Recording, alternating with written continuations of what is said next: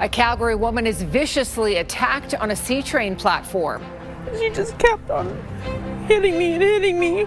And I don't know who saved me because I lost consciousness. The suspect has a violent past, including a conviction for killing her mother. Plus, the Western Premier's Conference ends with smiles, but still some disagreements. I remain incredibly anxious, frankly. Why don't we hold off on this referendum talk for a year or two and see if we get these pipelines under construction? So what was actually accomplished? And a podcaster takes his talks into the shed. Everyone started to communicate, and that's when I realized we had something powerful. A mental health initiative getting more men to open up. CTV Calgary, local breaking news with Tara Nelson. Hello and thank you for joining us. Canada's Western and Northern premiers pushed past Alberta separation talks today to try to create a unified front in Kananaskis. The two-day conference wrapped up with some tensions between provinces and some uncomfortable discussions, but a goal to set Canada on a path to economic certainty. Tyson Fedor joins us from Kananaskis tonight. And Tyson, these conferences generally center around the economy and cooperation, but this year Alberta certainly headlined the discussions.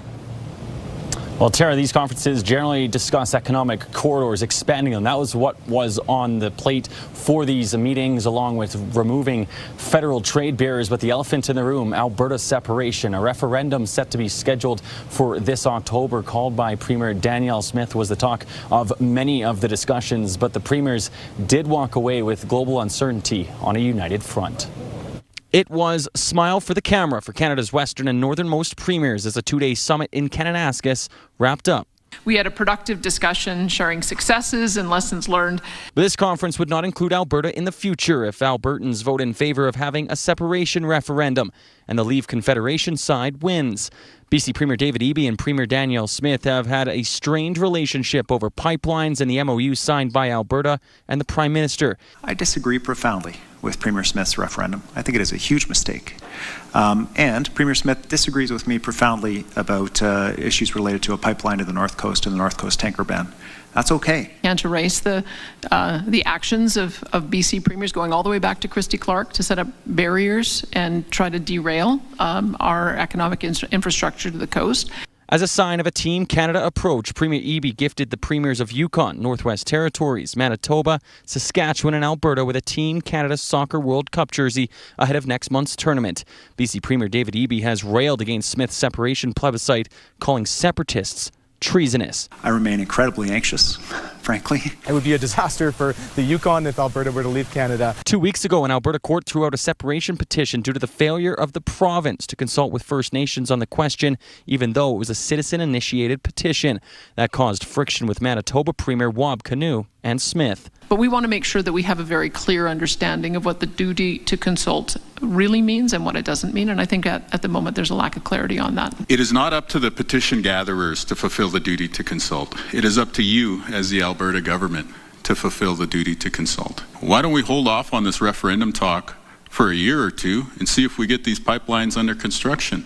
For political watchers, the meetings were a clear sign that federal cooperation can work, despite the tensions between leaders. This is the essence of democracy at its best, where those disagreements are frank and fraught sometimes, but that they yield agreement.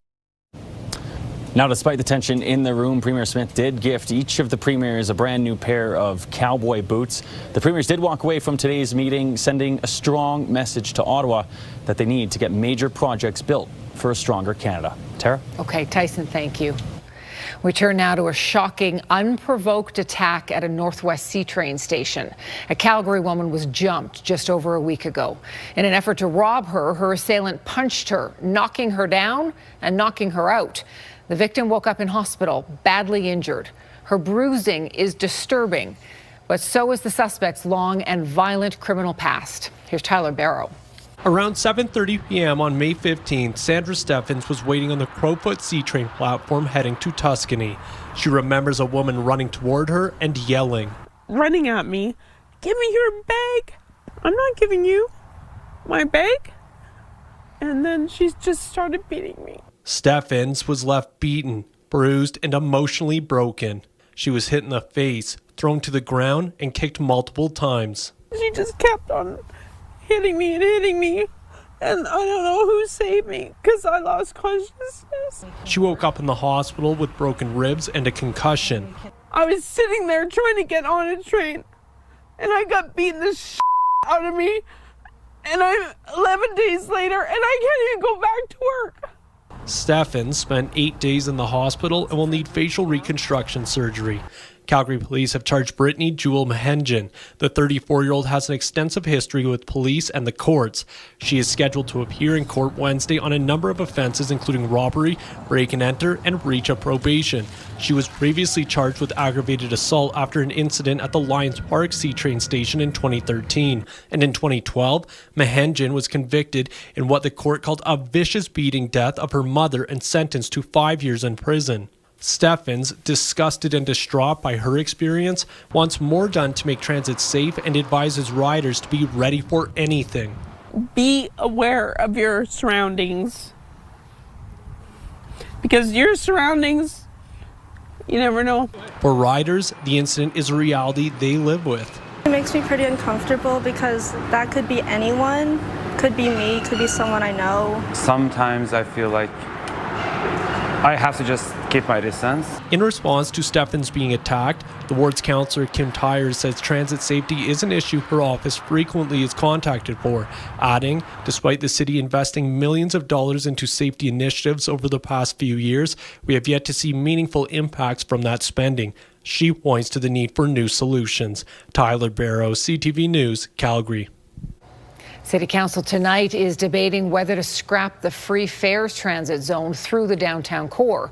It has existed for more than 40 years, but city officials recommend getting rid of it.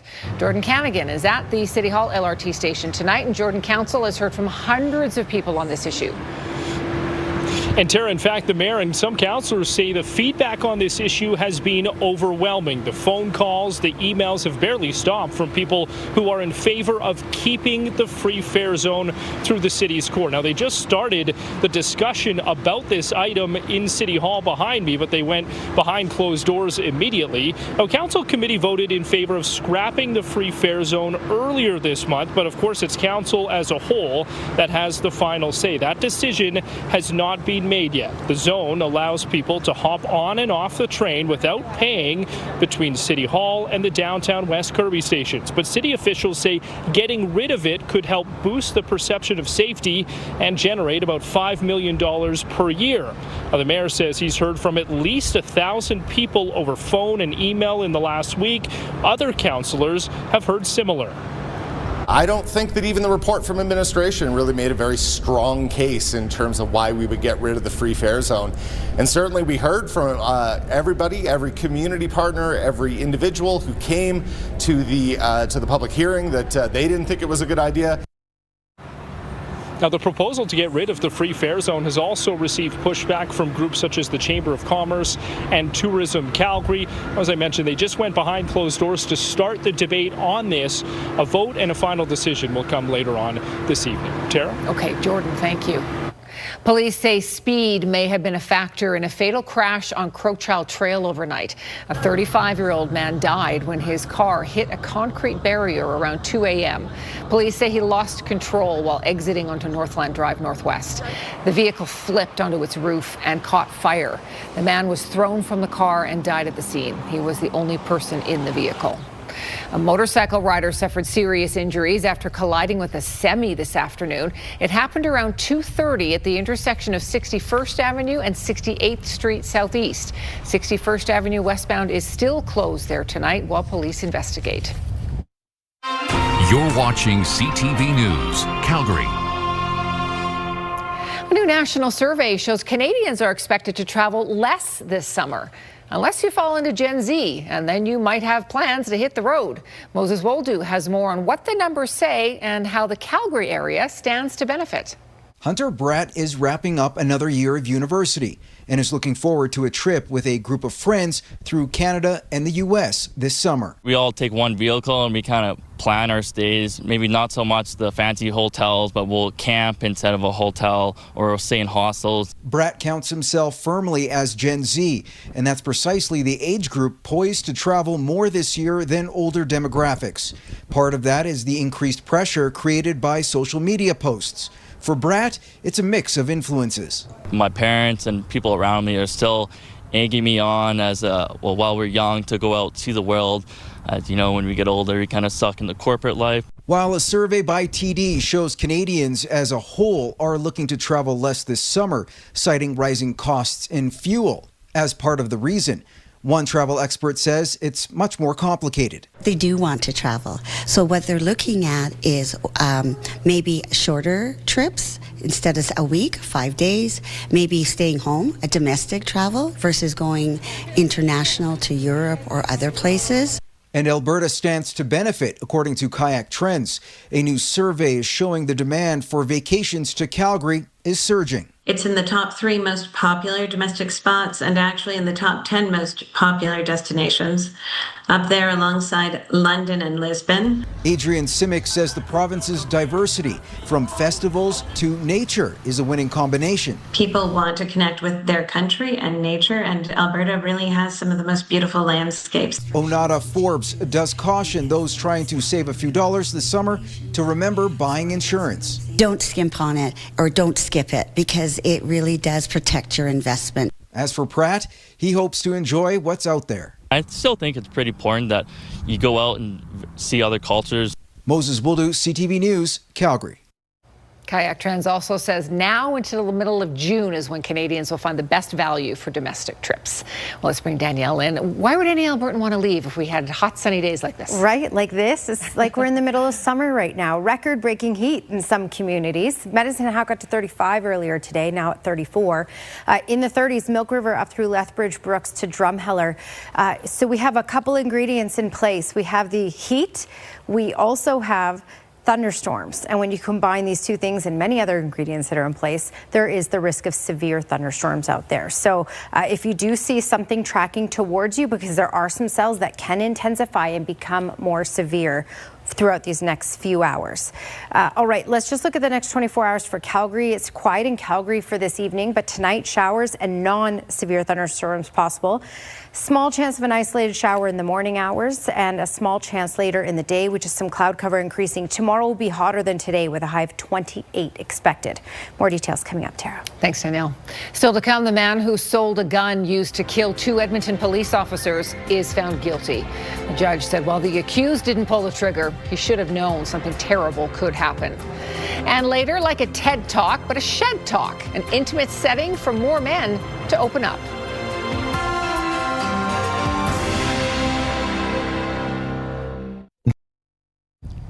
A heavy police presence at a rural property east of Calgary today. Calgary police and RCMP officers were at a home near Delacour. Tow trucks hauled away at least 4 vehicles.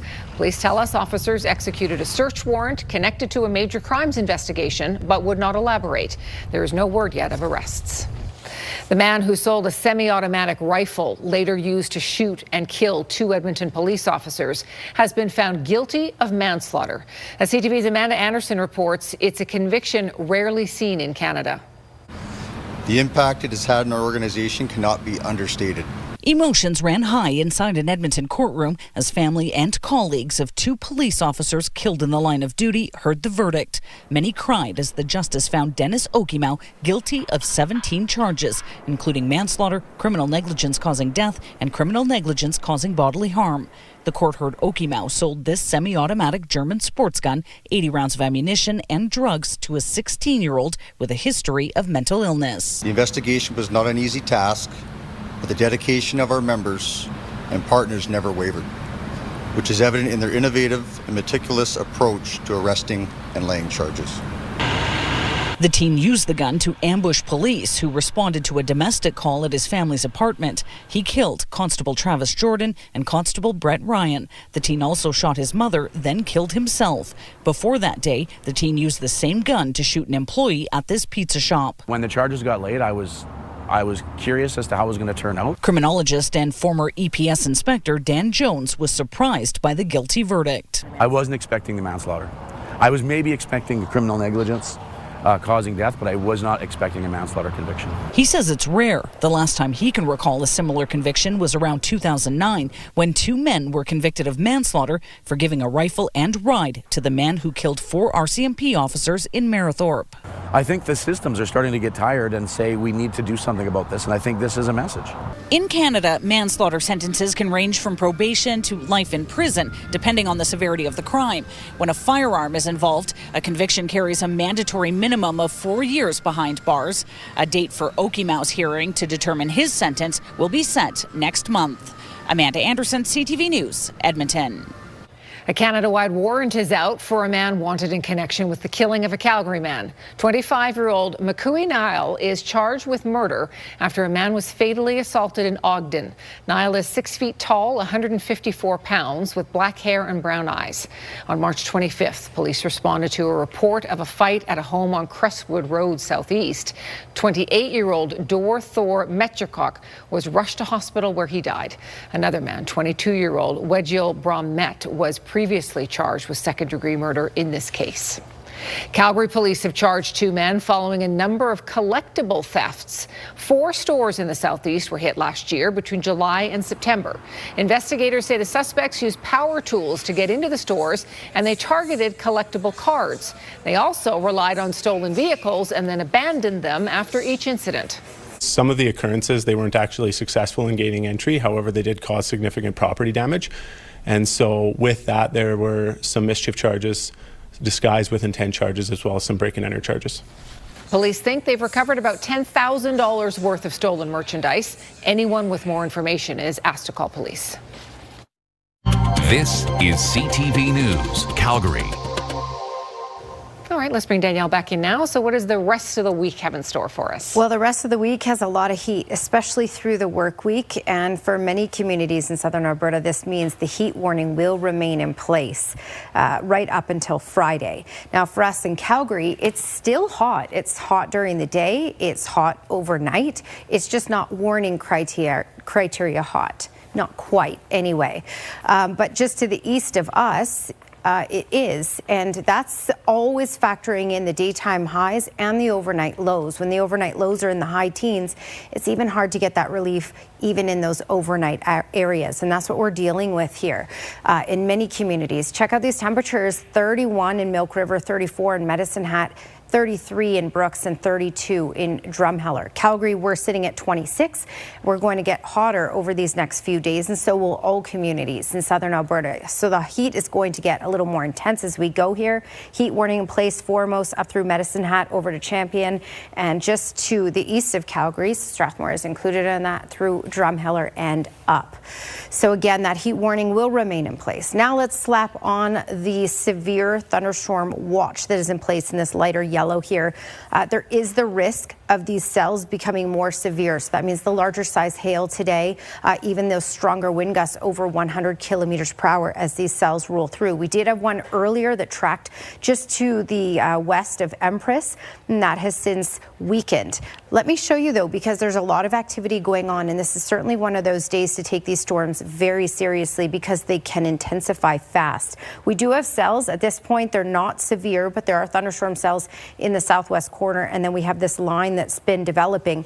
These, for the most part, are weakening, which is good news. We have nothing tracking towards Calgary right now. We will have some activity in those overnight hours, but it will not be severe.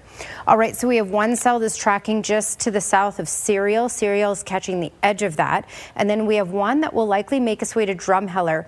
Now, this is not intensifying, it's actually weakening, but it's spawning more storms along the edge of it. So Drumheller heads up on what's coming there. All right, Pincher Creek, Christmas Pass area, we have some cells, non-severe, but certainly a downpour and smaller size hail with some of these cells too. As we head through the overnight hours, up QE2 or late night hours, 9:30, up QE2, severe thunderstorms are possible. This will weaken and become mainly just rainfall for Calgary or even a non-severe thunderstorm in the overnight hours. We may even see an isolated shower in the morning. And then it should be quiet in Calgary, but off to the far west in the mountains, there may be some more development late day tomorrow. Where we have a good chance of seeing some thunderstorm activity in Calgary in all areas up Highway 2 is late Thursday. Check out these temperatures. This is your Action Furnace 5-day forecast. 28 degrees for tomorrow, 29 for Thursday, 28 for Friday. We'll have the heat knocked out by the weekend, down to 19 for Saturday, and that will also come with 10 millimeters of rain. The federal government is introducing new border measures to prevent Ebola cases from spreading to Canada. The number of cases of Ebola continues to rise in the Democratic Republic of the Congo, Uganda, and South Sudan. Starting this week, people traveling from the affected regions will have to self-isolate for 21 days. And Immigration, Refugees, and Citizenship Canada is also pausing final decisions on several immigration applications. When a Calgary man built a beautiful backyard shed and invited his friends over to see it, something unexpected happened. Standing shoulder to shoulder in that safe space, the men started talking about personal issues they were facing. That sparked an idea for the shed owner, Kevin Halliday. Our Kevin Fleming explains. Kevin Halliday's podcast is called Shed Talk. Guests are invited to share challenges they're facing and the impact it's having on their mental health. Halliday came up with the idea after he built a backyard shed and invited friends to see it. Guys would come over and we would just sit down and talk. And we might have a cigar, and then the conversations never went about hockey. It went about fatherhood, about friends, family. And then it started to get deep. And we didn't even realize that conversations like that would actually happen. In addition to the podcast, Halliday started a Shed Talk Men's Night, taking place here every second Wednesday. I invited entrepreneurs, and the idea was with them is that they were able to open up about business, but a lot of them don't open about their families or their personal life. Dennis Agbaya was at that first meeting. He tried therapy, but says it felt more like a business transaction. Shed Talk was something different. We're talking about failures, like divorce and, cheating and all of those sort of things, like they just become real, right? And at that point, you're not ashamed. You're not scared of being judged, because you feel supported. You feel like, hey, everyone is here to support me. Delane Bennett is a registered social worker who attends all the meetings. Having somebody who is really trained in trauma and being able to support and help people when they're in those phases, or be able to help them follow up or get them lined up with other clinics, or mental health support is really essential. Agbaya says it was an experience he won't soon forget. That day I felt light at the end. I felt free at the end, being able to share what was going on in my mind. It was beautiful, Kevin Fleming, CTV News, Calgary. Halliday says men don't always have a safe place to share their feelings, and they may open up about divorce, affairs, or even suicidal thoughts. We have posted more information about Shed Talk on our website. A prominent Liberal MP is calling it quits. We'll tell you what's fueling Stephen Guilbeault's decision to leave the federal government. And NASA sets out a bold new mission, the plan to set up a home base on the moon. Stay with us.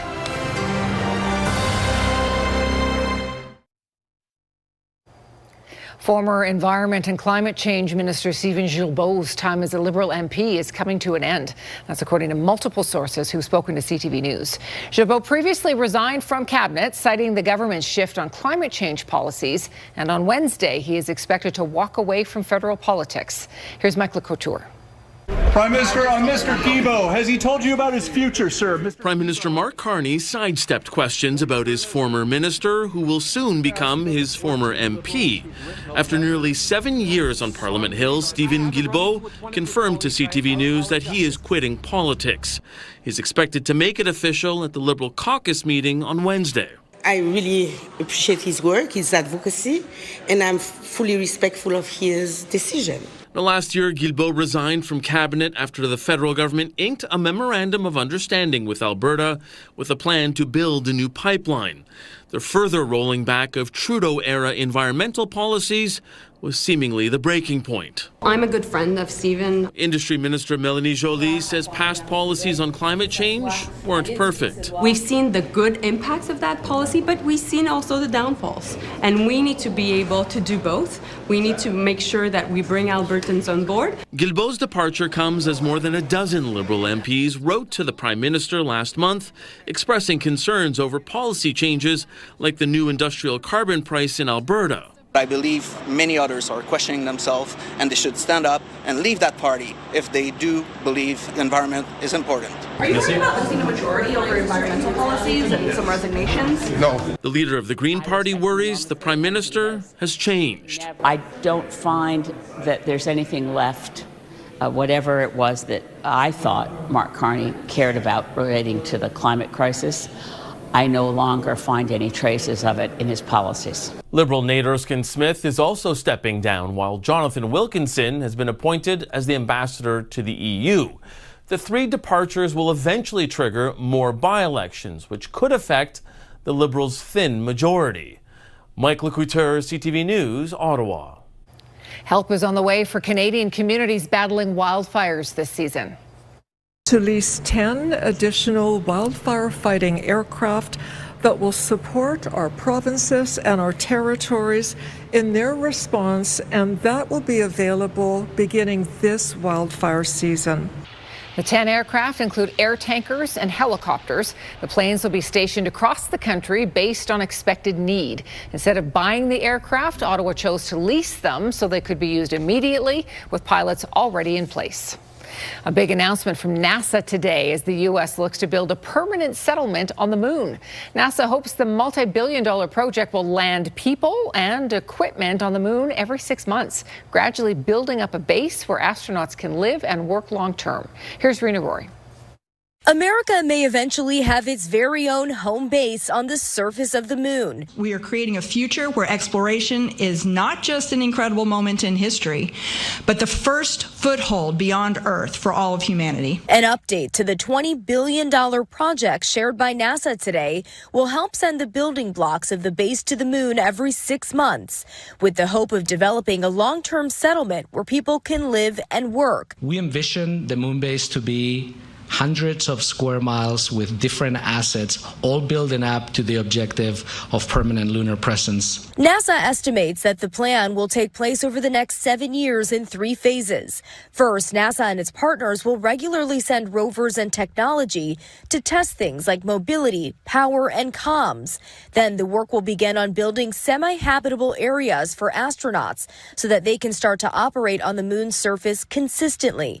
Finally, larger habitats and vehicles will be delivered for a permanent setup. That historic Artemis 2 mission around the moon in April was the first manned mission since the 1970s and helped test key technology necessary for the years-long effort. With Moonbase, Artemis astronauts will stay longer, explore farther, and conduct the kinds of science that advances exploration itself. Now, the next crewed Artemis mission is scheduled for next year with the goal of landing humans on the moon by 2028. Rena Roy, ABC News, New York. It is an annual tradition with a predictable result. A lot of people chasing a wheel of cheese.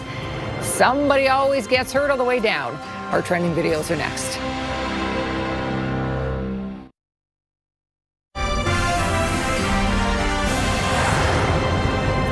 Law enforcement badges were handed out to several new four-legged recruits today. 10 dogs are now officers and ready to start working. 4 will be regular service dogs, 2 will be human remains detectors with city police, and 4 dogs are drug detectors with Alberta sheriffs. As well, 1 horse, Archer, is joining the Calgary Police Service, and he is a unique addition to the force. We don't have a quarter horse cross in our team, so he adds a little bit of diversity within the mounted patrol team in our horse herd. And it's extremely celebratory because our member constable Raz Alexa officially trained this entire horse's career thus far. Dogs have been a part of the Calgary Police Service for over 60 years. Horses have been used since 1910. Love to see the police horses. Smart animals. Yeah. Well, this is one of the weirdest ways to get a cheese fix. It's probably one of the most dangerous, too. It was crazy. I think this was my most controlled run ever. Oh, here we go. Hundreds of people took to the hills of Gloucestershire, racing down a nearly 600-foot hill to win a 9-pound wheel of double Gloucester cheese. Was it really worth it? Was it? I'll never understand I don't know. This guy won, German Tom Kopke, his third win in the last 3 years. So he must train for this. He must just chuck himself down hills all the time. Like, look at some of those people rolling. Broken bones. How many broken everywhere. bones, right? That's what you have to wonder, There has to be contusions and bruises and scrapes and definitely grass burns. For cheese. For Oh, cheese. that was fun. That was great. It's probably a really fresh wheel of cheese, though. I hope Better so. be. A college baseball pitcher is becoming a viral sensation thanks to a secret weapon that he keeps nearby right there on the mound. You might notice he has a little dinosaur with him on the mound. His name is actually Jerry the dinosaur, and Angel keeps him in his back pocket, and Jerry will join him in every single time he's pitching.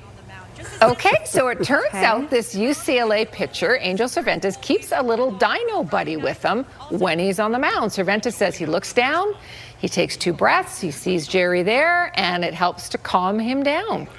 Whatever it takes. I guess. He's a draft pick for the Pittsburgh Pirates, so, I mean, time will tell if Angel and Jerry make it to the big leagues someday. I don't know if the Pirates are going to want Jerry on the mound with him, but anyway. It depends how the pitching is. If he pitches better with Jerry there, they're not going to care. I really think, yeah. A Danish sculptor known for hiding giant wooden trolls around the world is bringing his creations indoors for his first ever museum exhibit. I was like, if I tell a story that combines them all, then when I've done this in 10 years, then I will probably have made over 100 sculptures, and then the project itself will be so spectacular because I have made the world into my stage. This is pretty amazing. Thomas Dambo started building these larger-than-life figures from scrap materials only in 2019. Since then, his work has grown into a global project. He's done nearly 200 installations in 19 countries. He was inspired by Scandinavian folklore. His pieces carry a message, and that is to encourage people to reuse waste and see value in discarded materials. Rather incredible. I hope he's paid for that. Those are pretty neat. They're pretty neat. Yeah. Great museum display. There's new data that finds a spike in consumer debt, and that's putting extra strain on homeowners. It's not all bad news, though. We have those details coming up in our business report.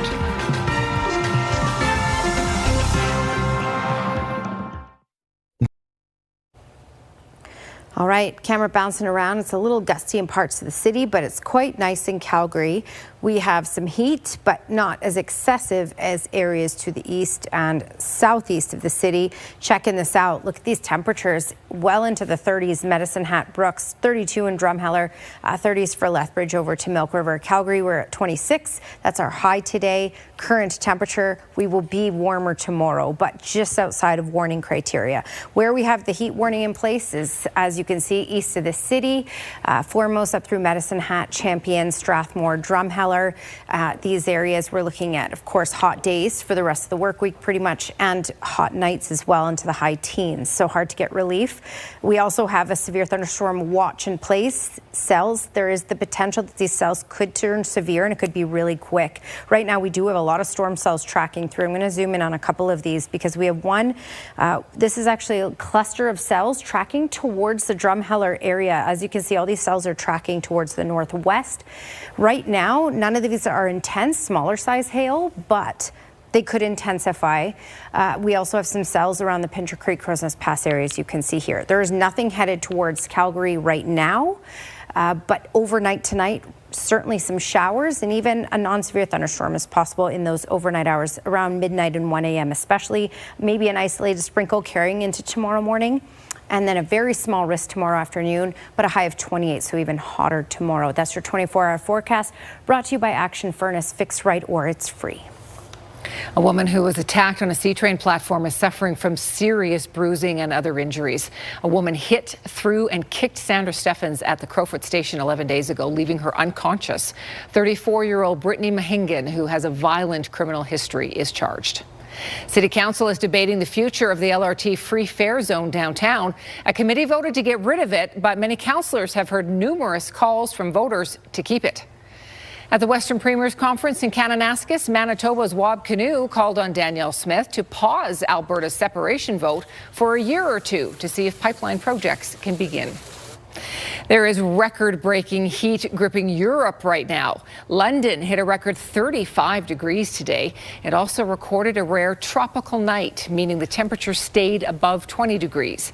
Records also fell in France. 36 degrees. The National Weather Service says a heat dome is producing temperatures more than 10 degrees above normal. In southern Spain, Sevilla hit 38 degrees over the weekend.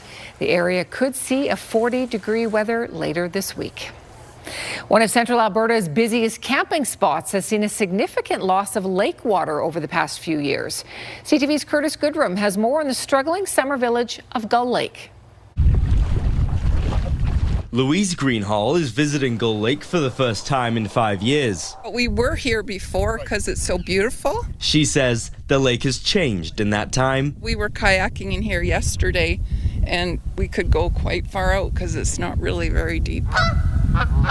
The Gull Lake Watershed Society says since 2017, the lake has gone down by more than 1 meter. The lake is now hundreds of meters away from its former shoreline. Almost all boat launches around the lake have been closed, leaving many concerned. There's sort of a crisis of confidence. Norval Horner has lived in the village for many years. He's also a developer in the area. Horner says he's seeing more properties around the lake for sale. All around the lake, there are marinas that people can't use and boat launches they can't use, and beaches that you have to walk out hundreds of meters to actually go for a swim. Everyone's concerned because the lake is dropping. The lake on average has dropped it's on average 20 centimeters a year over the last 5 years. Gull Lake councillor Lon Kasha says the lake level has been steadily dropping, accelerating in the last few years. The village plans to pump water into the lake. That plan has been on hold since 2017 due to an invasive fish species. While they have found a solution to that problem, Kasha says when the pump starts, it will take years to move the shoreline. The objective was to stabilize the drop, not really to refill. You rely on nature, say, wet weather patterns. The summer village hopes Alberta's oldest provincial park will one day see its old shoreline again. I hope it doesn't become a dead lake. In Gull Lake, Curtis Goodrum, CTV News. We have a look now at just how in debt Canadians were at the start of the year, courtesy of credit reporting company Equifax. Here's BNN Bloomberg's Marilla Fernandez. Equifax puts total consumer debt at about $2.7 trillion. That's up almost 4% from last year. Insolvencies are up almost 19% in the first quarter of the year compared to the same quarter in 2025. They are at a level not seen since 2009, but there are some positive trends. Fewer new credit cards are being printed, a sign consumers are spending less and saving more. And the number of Canadians missing at least one credit payment is stable at 1 in every 21 consumers. Here are the closing numbers for the day. The Canadian dollar is up to 72.40. West Texas Intermediate down to 93.89. Western Canadian Select is unchanged at 78.22. And the TSX lost 177 points today. Those are your business headlines. I'm Marilla Fernandez. Maya Jones has recovered from a serious injury, and she is thrilled to be playing for her hometown team, Calgary Wild FC. Glenn has that story next.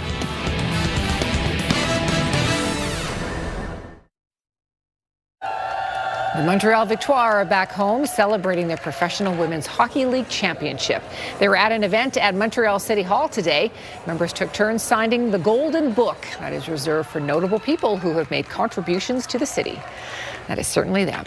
Team Canada had already wrapped up first place in the Pool B at the World Hockey Championship. Glenn is back with us. And Glenn, the Canadians played their final round-robin game today. Tara, Team Canada went up against Team Czechia. And the Czechs also having a solid tournament. They were looking to wrap up second place in Pool B. Wasn't the start Canada was wanting in this game. Second period, already down 1-0. The Czechs will add to the lead. Dominik Kubalik left all alone in front, and he fires it past Jed Greaves. That made it a 2-0 game. Canada would get on the board later in the second. Sidney Crosby to Macklin Celebrini. Those two have been so good in this tournament. 2-1 after 2 periods.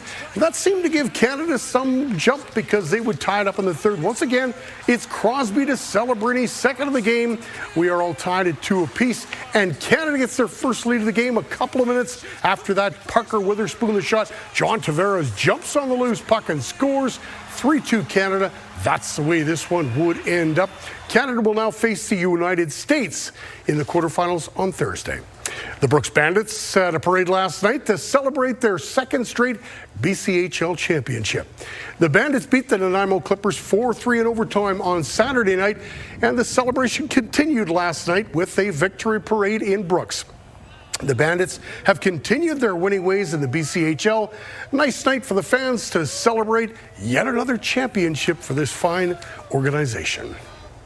Calgary Wild FC will take on Toronto at McMahon Stadium on the weekend, and that means Maya Jones will have a chance to face her former team. Maya Jones is always happiest when she's on the soccer pitch.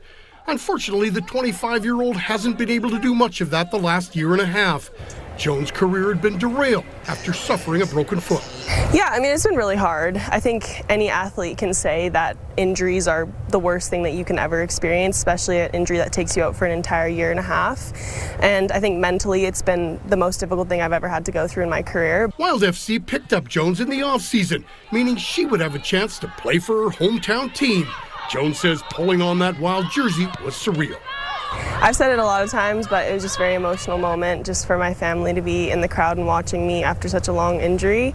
And it was just really special to have that game go the way it did. Jones is able to win it from Capadona, spin, and she was not going to miss from there. Jones is talking about the Wild's game against the Montreal Roses on May 16th. She came off the bench in the 76th minute and scored in the 85th minute. She would also score in extra time, helping the Wild earn a hard-fought 2-2 draw. Yeah, it was very storybook. I feel like a lot of people have said to me, like, you must have felt amazing in that moment, and I really did. It was just, I think, an overwhelming sense of gratitude just for everything I've been through and the work that I've put in behind the scenes. It just kind of came to fruition in that game. There's no question the Wild are a better team with Jones in the lineup. You know, she's the full shining example of what a complete player looks like, and we're just really excited and blessed that she's been able to contribute so much in such a short period of time. So we're looking forward to seeing how that develops over the next few months. It's been a tough start to the year for the Wild with just one draw in their first 4 games. But Jones says the talent is there, and she believes they can turn it around. For us, it's just focusing on one game at a time, 1 week at a time, and getting that first win. Once we can get that, I really think it can turn around for us in the end. And kickoff for Sunday's game at McMahon Stadium, 2 o'clock. About half as warm on Sunday as it was today. We're getting the heat right now. Yeah, and this heat's no joke. I mean, we haven't had much time to adapt to this level of heat. Normally, it's a little more gradual and it arrives a little later. In the high 20s, almost 30 for the next 3 days in Calgary, and record-breaking heat in the southeast corner. I mean, Etsicom today, which is in between Foremost and Manyberries, is at 34.1, is the hottest place in the country right now. So yes, be prepared for the rest of this week to be excessive. The heat will break for the weekend. That will come with 10 millimeters of rain on Saturday as well. Weather window brought to you by Lux Windows and Doors, crafting quality windows and doors for your style, budget, and Alberta's climate. Well, many lakes aren't ready for you to jump in yet because they are so cold. The Ducks have the right idea. Tara, this is taken by you. I took that. Look at those cute little There you go, goslings. Tara. Love it. Very nice picture. Thanks for your company tonight. Have a great evening. We'll see you again tomorrow.